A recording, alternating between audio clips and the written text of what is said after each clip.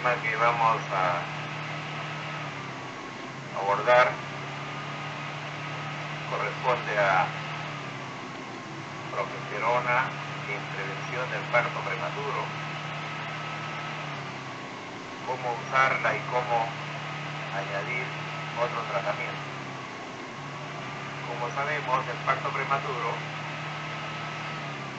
es un problema de salud pública que hasta el momento no se ha resuelto. La incidencia del parto prematuro oscila en el mundo entre el 5 al 20% y en el Perú entre 9 a 12%, dejándonos una elevada mortalidad perinatal. En los aspectos fisiopatológicos hay tres acontecimientos generales que son necesarios considerar. En primer lugar, el incremento de la contractibilidad uterina. En segundo lugar, la activación de las membranas fetales. En tercer lugar, las modificaciones cervicales. El tratamiento debería consistir en el manejo ideal para detener el trabajo de parto prematuro. Lamentablemente, hasta el día de hoy, no hay una medicación que logre este objetivo. Sin embargo, se viene trabajando en la prevención y es por esto que la conferencia de esta noche tratará de la progesterona en la prevención del parto prematuro y cómo agregar el tratamiento complementario. Como conferencista en este tema tenemos la presencia de la doctora Daphne Drasnauer, quien es especialista en ginecología y obstetricia, egresada de la Universidad Peruana Cayetano Heredia, con residencia en ginecología y obstetricia en la en el Hospital Universitario de Georgetown de Washington. Asimismo, la doctora tiene la especialidad de medicina materno-fetal también en la Universidad de Columbia en Nueva York. Y actualmente la doctora es especialista en medicina materno-fetal y directora de la unidad de diagnóstico perinatal, además de profesora asistente en este importante centro universitario en Washington. Vamos a dejar en el desarrollo de la conferencia a la doctora Daphne Drasnauer. Adelante, doctora. Muy buenas tardes, mi nombre es Daphne Drasnauer, soy especialista en medicina materno-fetal en la Universidad de Georgetown en Washington, D.C. y ahora directora de la unidad de diagnóstico perinatal. Muchísimas gracias a la Sociedad Peruana de Obstetricia y Ginecología por la invitación. Soy exalumna de Cayetano de la promoción del 2006. Hice mi residencia de gineco-obstetricia en la Universidad de Georgetown acá en Washington y la especialidad de medicina materno-fetal en la Universidad de Columbia en Nueva York. Y hoy estoy encantada de estar acá para hablarles sobre la progesterona en la prevención del parto prematuro, cómo usarla y cuándo añadir otros tratamientos. El parto prematuro, como sabemos, es un problema de salud pública que va en ascenso. Se define como el parto que ocurre antes de las 37 semanas y está asociado a una mortalidad y morbilidad perinatal significativas. También está la definición de parto prematuro temprano, que depende de qué sociedad sigamos, puede estar definido como antes de las 32 o antes de las 34 semanas, pero constituye el 50% de la morbilidad neurológica y el 60% de la mortalidad perinatal. La incidencia en parto prematuro es como alrededor del 10% en general en el mundo. Hay ciertos países donde la incidencia es más alta, pero en general hablamos de un 10%.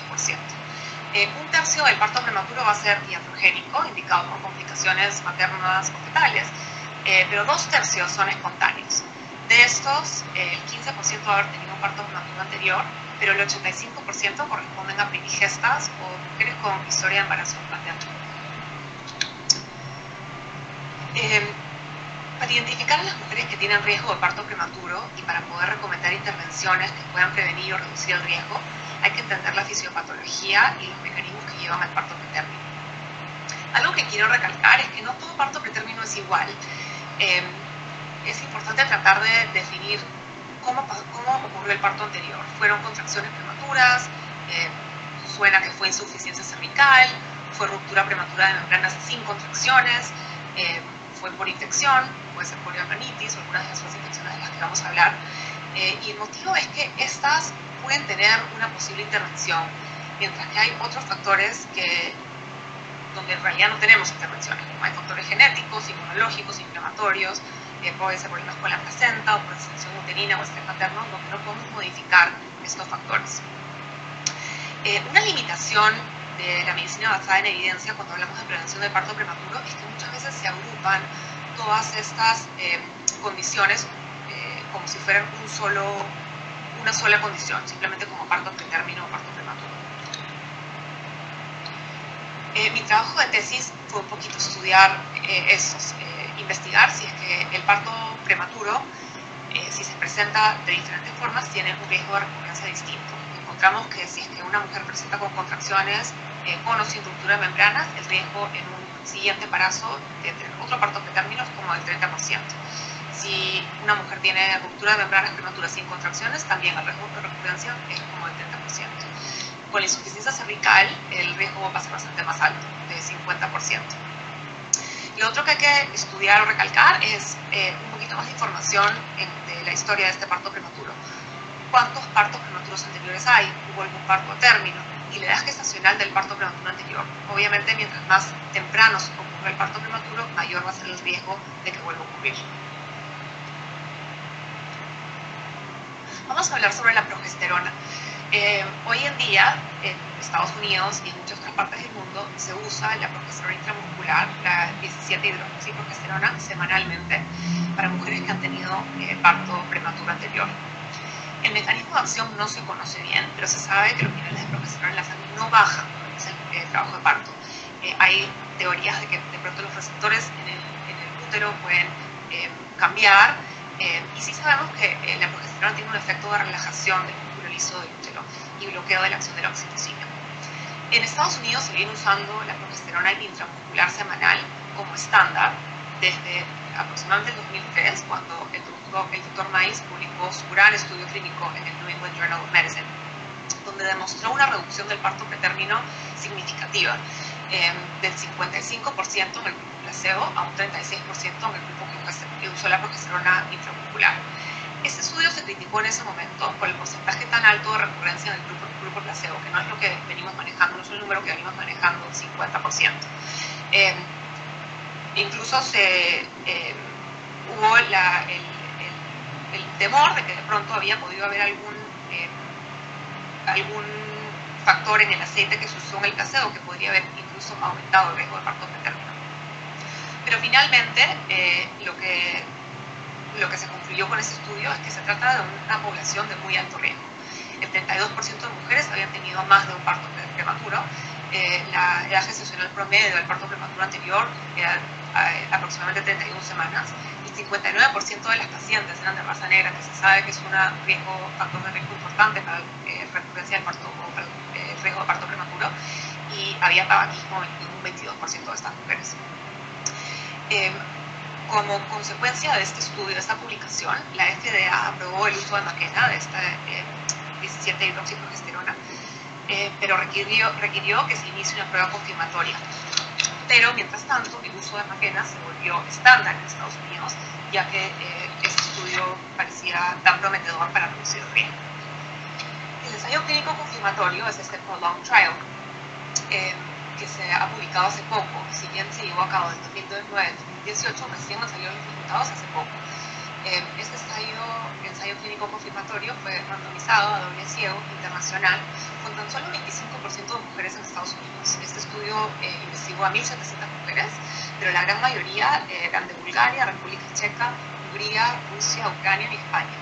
Y el gran motivo de esto, o la razón por la que esto ocurrió, es que fue muy difícil conseguir a mujeres en Estados Unidos con este riesgo o con esta historia de parto prematuro que quisieran, en lugar de tomar la progesterona que ya estaba aprobada en este gran estudio, que quisieran arriesgarse a que les vaya a tocar el placebo.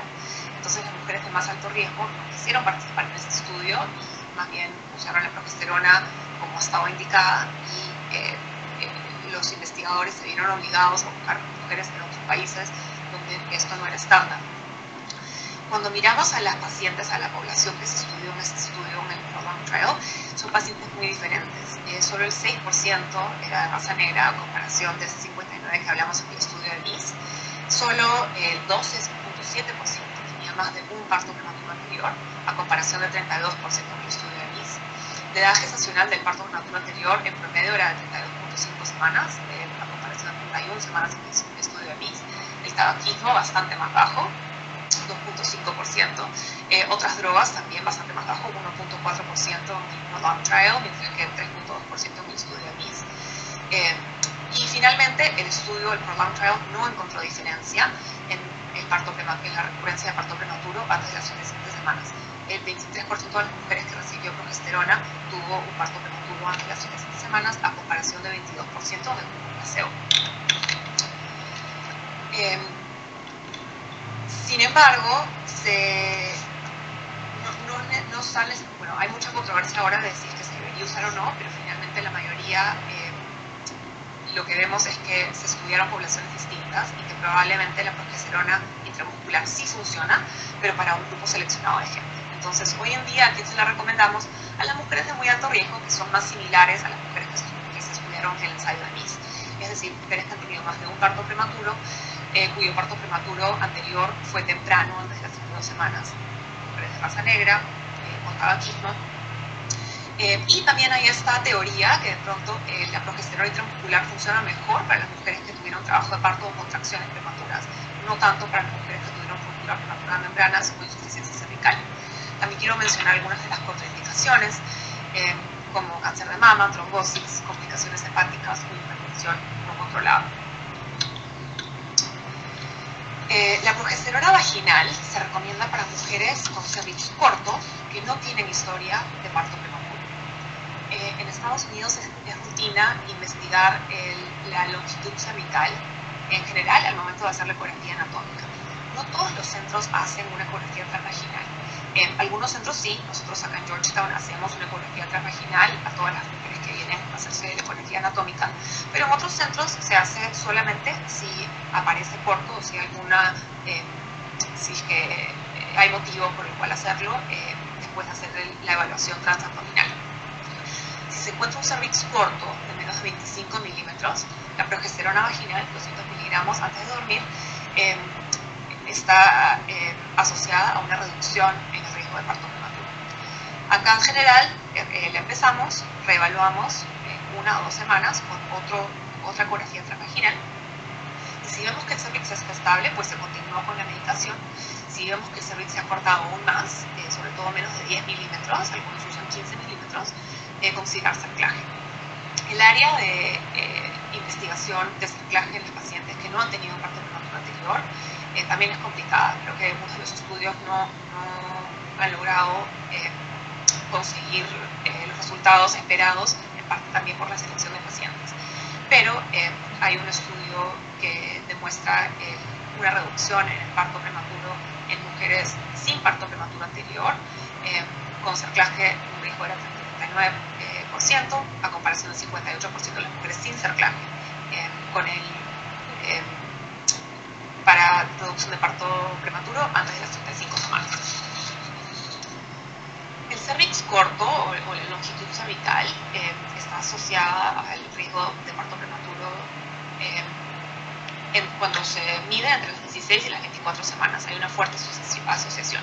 El valor promedio del cervix es de 34 milímetros. El 10% de las mujeres van a tener una longitud cervical de menos de 25 milímetros.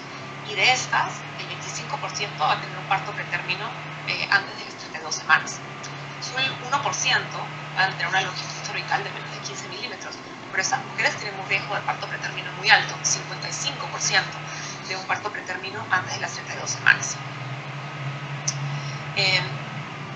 hay la sociedad de el American College of OBGYN recomienda estos criterios para la medición de la longitud cervical,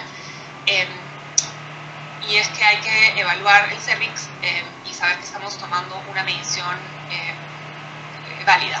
Entonces, para eso hay que asegurarnos que la mamá tenga la vejiga vacía, que se pueda ver el borde de la vejiga, que se pueda ver el orificio interno y externo, que se pueda ver todo el canal vaginal, perdón, todo el canal cervical.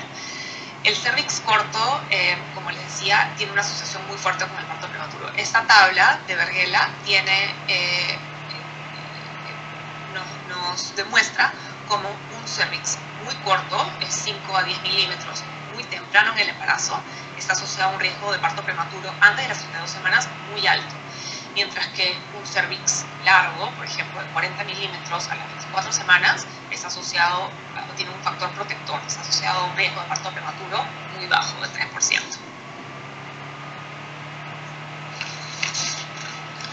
Han habido muchísimos estudios investigando el uso de progesterona vaginal. La conclusión es que la progesterona vaginal funciona para las mujeres que tienen cervix corto, ya sea con historia de parto término anterior o no. Hay muchísimos estudios, acá les pongo algunos, pero finalmente hay un gran metaanálisis que demostró un riesgo de parto prematuro de 14.5% en mujeres que estaban usando progesterona cuando se encontraron con un cervix menos de 25 milímetros a comparación de 24.6 en el grupo placebo para parto que terminó más de las 34 semanas.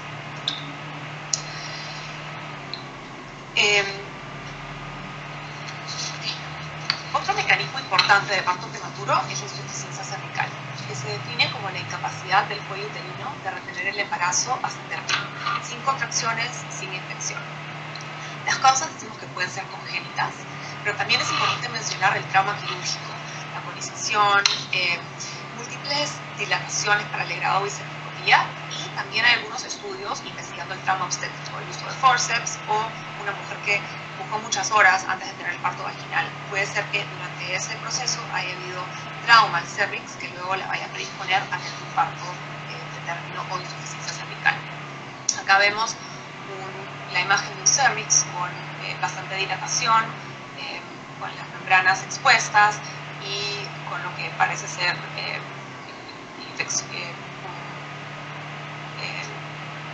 una apariencia infecciosa. La presentación clínica de la insuficiencia cervical se describe como un acortamiento cervical o dilatación sin dolor.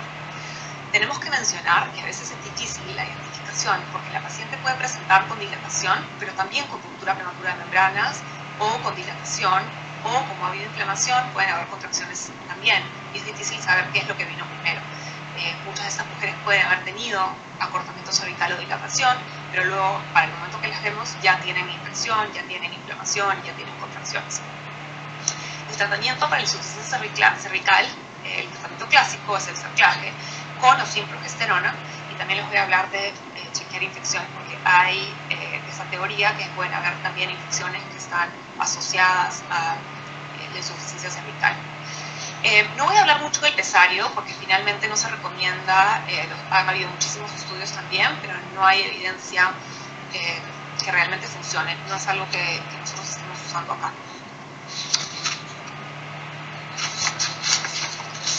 También quería mencionar las indicaciones del cerclaje. Entonces, el cerclaje puede estar indicado por historia, antes también llamado profiláctico objetivo, en una mujer que ha tenido aborto en el segundo trimestre por dilatación sin dolor.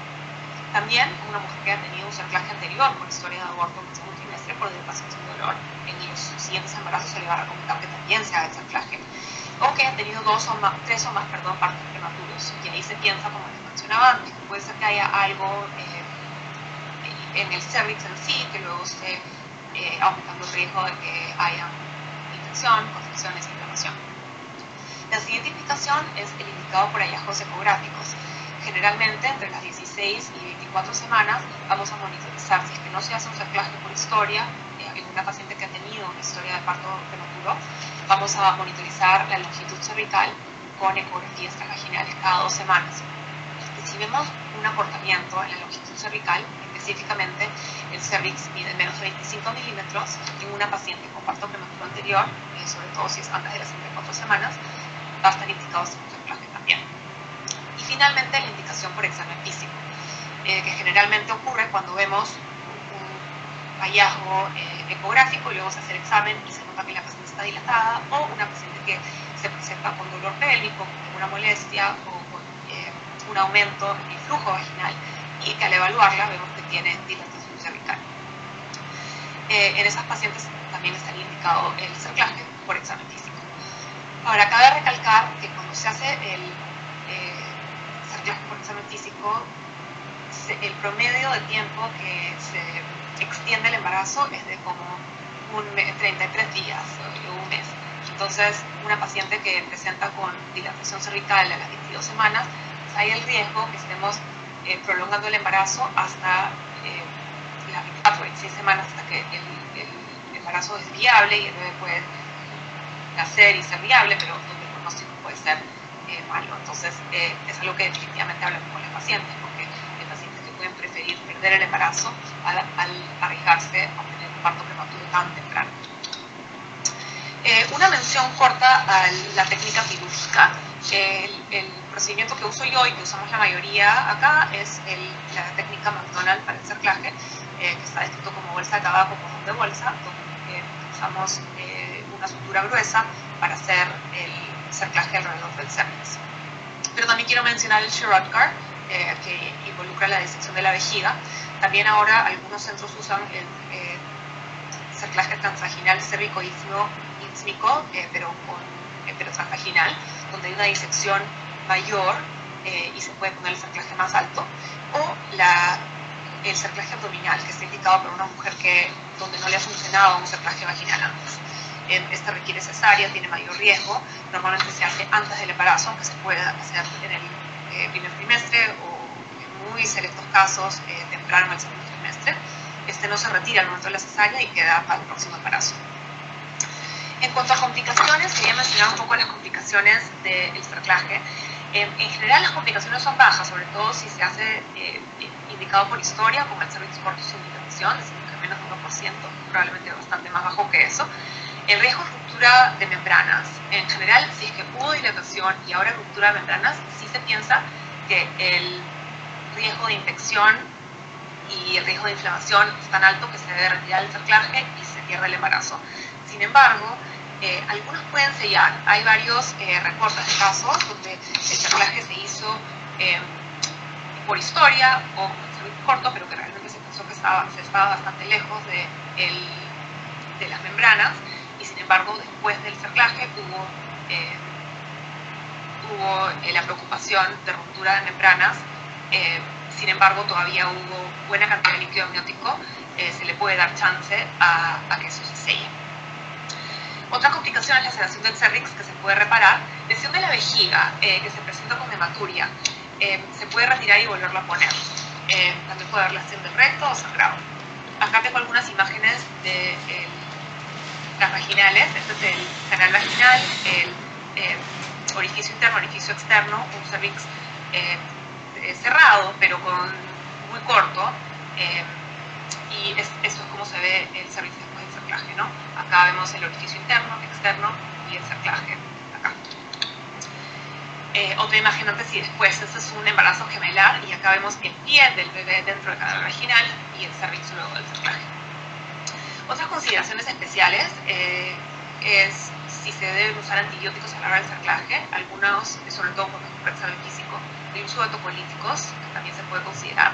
La amniocentesis se ha estudiado y no hay mayor beneficio. Otra pregunta es si se debe retirar el cerclaje después de ruptura de membranas. Eso estamos hablando ahora cuando, por ejemplo, una paciente presenta a las 32 semanas con un cerclaje, si es que se debe retirar el cerclaje en ese momento o no. Hay controversia. Acá no lo retiramos, damos antibióticos y lo hospitalizamos, pero no retiramos el cerclaje. Para embarazos múltiples no se recomienda de forma profiláctica, pero sí puede haber beneficio para mujeres con cervix menos de 15 milímetros con dilatación. La otra pregunta es el límite de la edad gestacional, si realmente acá dejamos de hacer cerclaje después de las 24 semanas, pero cada parte del mundo es distinto y hay controversias si realmente tenemos que parar el cerclaje de las 24 semanas. Es un poco riesgo, beneficio y el principio de no hacer daño, ¿no? Que de pronto haciendo el cerclaje después de las 24 semanas podemos causar ruptura de membranas y causar mayor daño.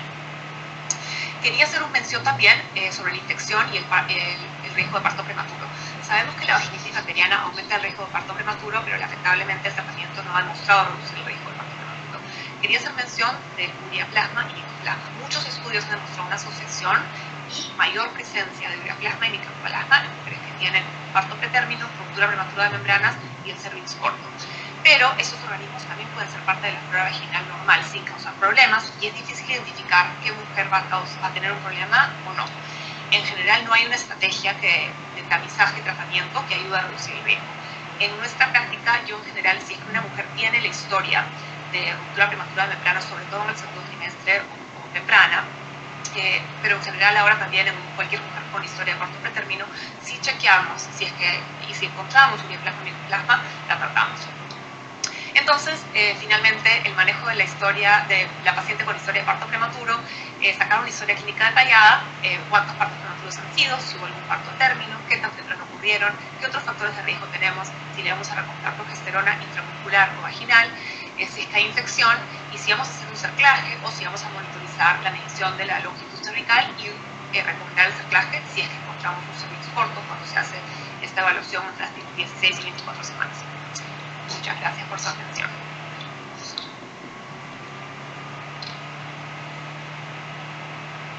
Muy agradecido, doctora Daphne Gassinover, por su excelente presentación, por la excelente revisión a través de esta conferencia. Con esto hemos terminado este tema en el programa de esta noche. Queremos agradecer una vez más a nuestra conferencista y agradecer la presencia de todos ustedes. Muy buenas noches con todos ustedes.